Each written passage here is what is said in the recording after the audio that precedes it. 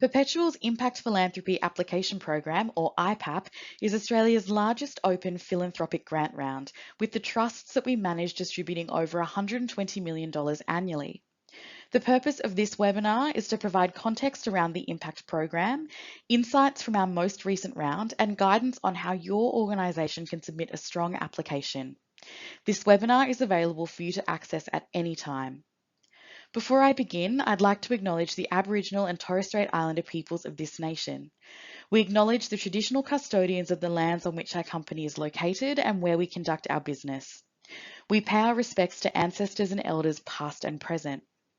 Perpetual is committed to honouring Aboriginal and Torres Strait Islander people's unique cultural and spiritual relationships to the land, waters and seas and their rich contribution to society.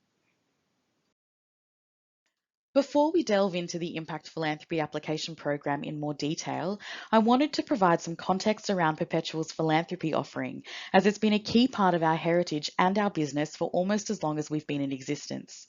Our very first charitable trust was established in 1897 and still exists today. Over the last 127 years, Perpetual's involvement in philanthropy has steadily grown and evolved, along with the needs and motivations of our clients. Over the last 10 years of our grants program, we've distributed over $1.2 billion to for-purpose organisations on behalf of our clients. On this slide, we've got some insights into our 2024 round. So as you can see, we received almost 1,800 applications last year, and it was an incredibly competitive process. One thing I'd also like to note here is that you can see that IPAP makes up $35 million of the total figure that's distributed into the for-purpose sector. The other almost 90 million is made up predominantly of donations to organisations who've been named as the beneficiary of a trust through that trust's establishment process. So that means that we don't have any discretion around who receives those funds. However, where Perpetual is sole trustee and does have a degree of discretion, we use IPAP to ensure that we're effectively honouring our clients' legacies by ensuring that their donations go to well-governed, sustainable organisations. So IPAP is effectively our due diligence process. Through IPAP, our clients grant to every area of the for-purpose sector. The areas of funding from our 2024 round, which you can see on this slide, are fairly consistent with the trends that we've seen over the last decade. In 2024, we saw a slight increase in funding for health, and funding for education dropped slightly in comparison with 2023. Geographic distribution of funding is strongly skewed to the eastern states because many of the trusts and foundations that we manage are based in New South Wales and Victoria. These states take the lion's share of philanthropic funding because of historical tax legislation that means that trusts of a certain vintage can only distribute in the state in which they're domiciled. However, in situations where Perpetual has discretion around the geography of distribution, we aim to support highly ranked organisations in a wider range of locations so that funding is geographically diversified. So let's get into how IPAP works in a bit more detail. IPAP is the framework through which we make recommendations to our clients within their areas of philanthropic intent. Applications that are strong and score well through this process are the ones that our clients see. We like to think of ourselves as project agnostic, so our process instead focuses on identifying organisations that are strategic, well-governed and impactful within their areas of work. We want to see a strong strategy which relates back to your organisational mission and effectiveness. We want to see that your leadership team is aware of the external environment in which your organisation operates. We want to see that you understand the impact of your work and that you're able to demonstrate this impact over the long term. And we want to be able to recommend organisations that are outcomes focused, giving us the confidence and our clients the confidence to support organisations that can demonstrate they're able to effectively, efficiently and sustainably deliver on their mission. Essentially, our assessment process focuses on the strength of your organisation rather than your project. On this slide, you can see how the IPAP process works from start to finish. So once applications close in December, we assess all applications, check eligibility, and ensure previous acquittals have been submitted. We then go through a rigorous matching process where we compile shortlists of high-scoring applications that align with the interests of specific trusts, as well as the strategic philanthropic intent of our clients and their interest areas and values. We present these shortlists to our living clients in formal meetings between March and May, and it's in these meetings that clients ultimately decide which organisations they're going to fund. Successful and unsuccessful applicants are notified in mid to late June, and distributions are made ahead of June 30 each year. As I've already mentioned, our process looks at organisational strategy, governance and impact, and applications are assessed on these pillars and given an aggregate score out of 5. If an application scores a 1 or 2 at this stage, we do not recommend it to our clients for funding. Scoring a 3 means we score an application as fair and are able to shortlist that application for clients. If an application scores a 4 or a 5, we deem it an excellent or outstanding application and highly recommend it to our clients for funding. As you can see by the graph on the right, the vast majority of our clients direct their funding to organisations that are recommended through the IPAP assessment process. So, what does a strong application look like and what do you need to do to prepare one? We use the first 2 accessible questions to determine how efficiently your organisation converts its resources, be it human resources, financial, in-kind, etc., into business outputs and ultimately to impact for the community that it serves. This is where you can demonstrate that you are striving for a sustainable business model. So we ask you first to list 3 to 5 KPIs that your organisation uses to measure efficient use of its resources, and then demonstrate how your organisation is performing against them in the second part of the question. In this question, we're looking for metrics, ratios and figures relating to how you're tracking against your identified KPIs. On this slide, we've shared some real examples from applications that have scored strongly in past application rounds. Efficiency KPIs are measured by comparing inputs in terms of resources and measurable outputs. Efficiency measures tend to be quite similar across not-for-profit organisations. Some examples include staff turnover rates, a reduction in cost of program delivery, number of complaints, fundraising return on investment, etc. Importantly, we're not assessing whether you're meeting or exceeding your KPIs here, but we are assessing that you understand what efficiency KPIs are and that you're using them to track the efficiency of your operations. The KPIs should also include targets or benchmarks to demonstrate how you're achieving them. For example, maintain staff retention rate at 75%. When you're telling us how you're tracking against your KPIs in question 1.9, we want to see the results against a target over time across multiple data points, so ideally year on year. The next accessible questions look at the effectiveness of your organisation. So we ask you to list 3 to 5 KPIs that your organisation uses to measure effective achievement of your mission and demonstrate how you're performing against them. Where efficiency KPIs tend to be similar across different not-for-profit organisations, effectiveness KPIs is where they diverge, as they're connected to your specific mission. This response should relate specifically back to your organisation's mission and strategy and should demonstrate how your board or leadership team measures how effective the organisation is at achieving strategic priorities and delivering on your defined mission. When responding to 1.10, again, we're looking for metrics, ratios, and figures relating to how you're tracking against your identified KPIs. Ensure that you include measurable targets. Again, you don't have to be tracking positively. You might actually be tracking in a negative way. This doesn't impact your score. What's important is that you're aware of your KPIs and tracking them, and when you're telling us how you're tracking against them, we want to see results ideally across multiple data collection points, so again, year on year. Here we've again got some examples of responses to questions that have scored well in past applications, though I reiterate that these will vary from every organisation dependent on what your mission is. Some responses here might be around expansion of programs into new areas or with new partners that will help to deepen stakeholder engagement. It might be around client satisfaction or retention of stakeholders or number of participants that are reached by a program. Again, you'll see that we're not assessing content here, but the process. We fundamentally believe that an organisation that understands whether it's performing well or poorly against its own KPIs is an organisation that understands it may need to pivot on occasion, to make adjustments in order to be effective and efficient across different programs to best deliver impact to the community that it works with.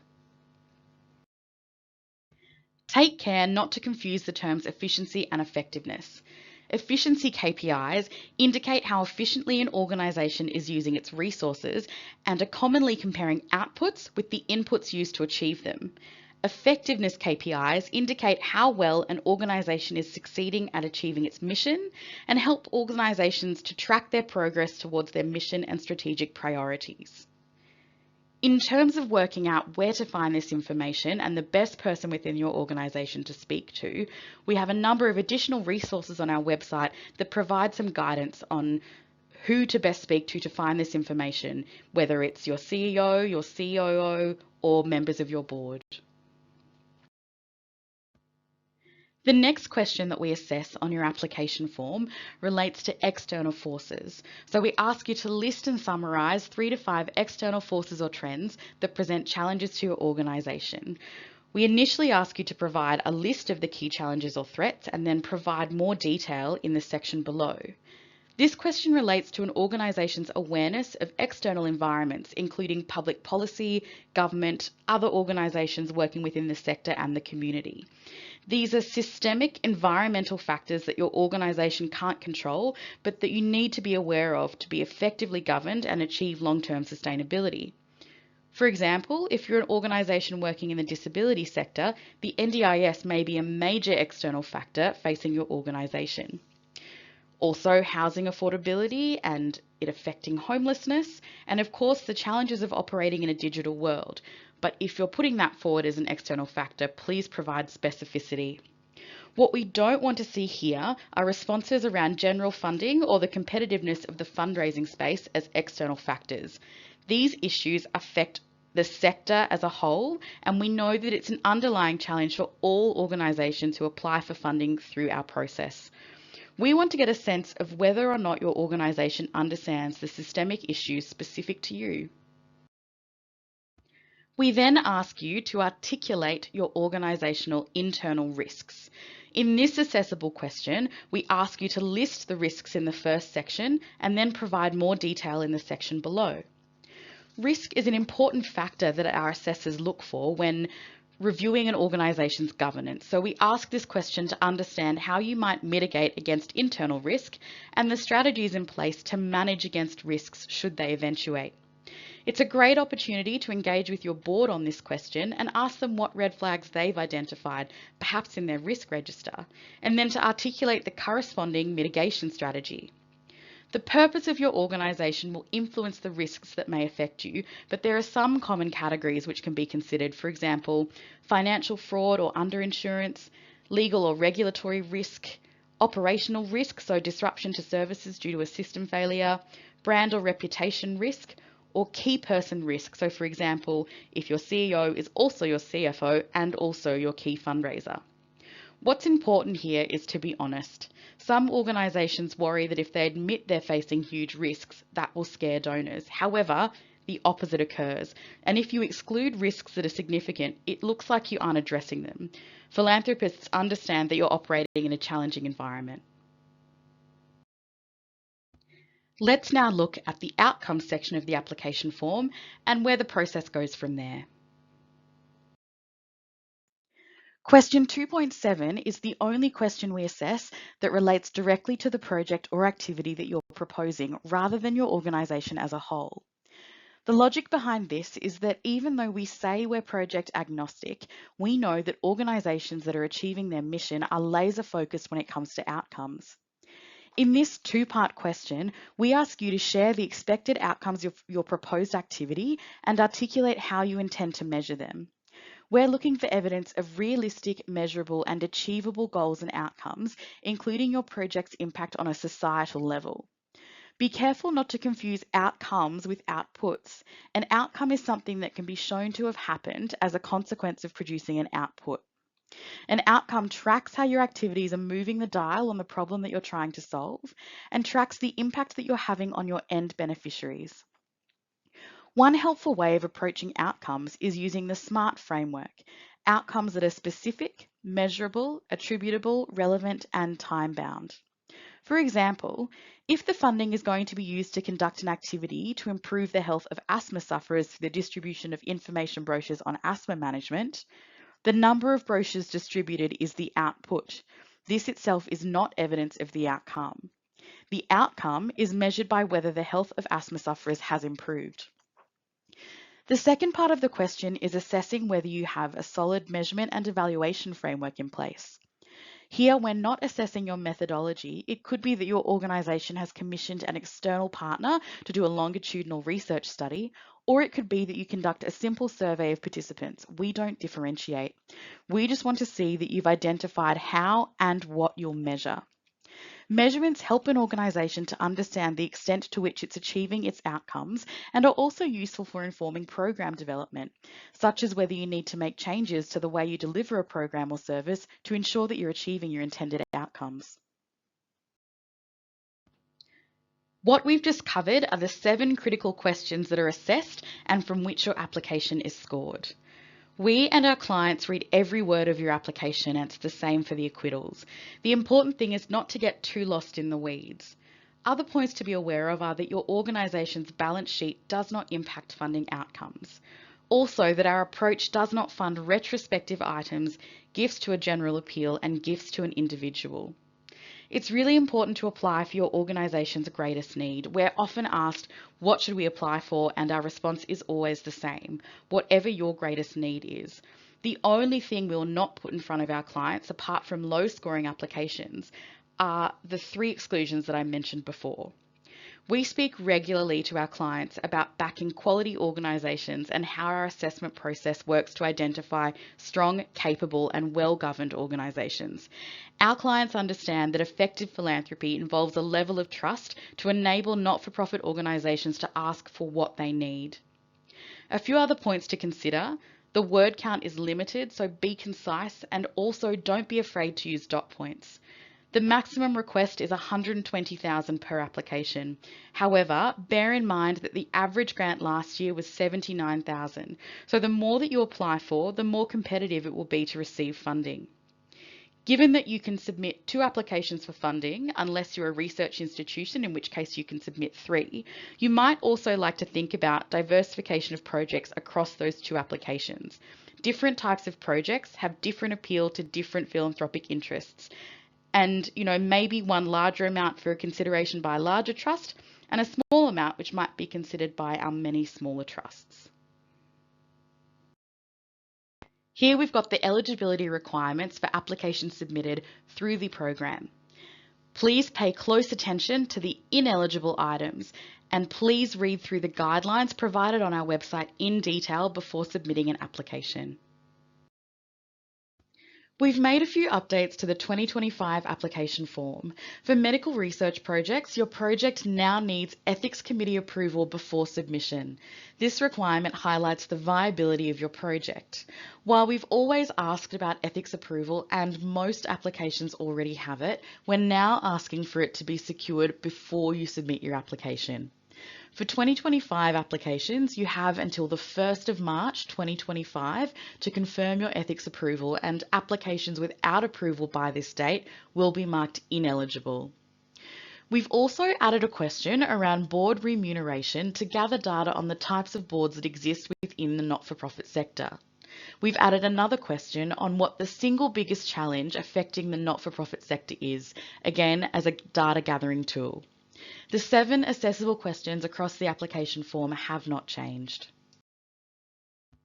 Finally, applications open on Monday the 28th of October 2024 and close on Friday the 6th of December 2024 at 5 p.m. Australian Eastern Daylight Savings Time.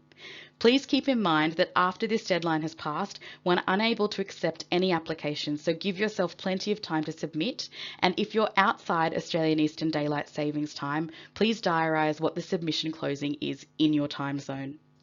Guidelines, frequently asked questions, and a sample of the application form are available on our website. On behalf of Perpetual's philanthropy team, I wish you all the best with your application and we look forward to receiving it.